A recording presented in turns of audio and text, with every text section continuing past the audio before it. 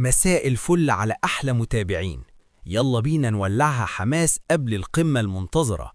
جماهير الكرة الإسبانية على موعد مع مواجهة قوية جدا في الدوري الإسباني لما يستضيف جيرونا فريق برشلونة يوم الاثنين 16 فبراير. مباراة مش سهلة خالص على برشلونة، خصوصا إن جيرونا بقى فريق عنيد جدا قدام الكبار، وبيقدم كورة هجومية سريعة ومفاجآت دايما بتحصل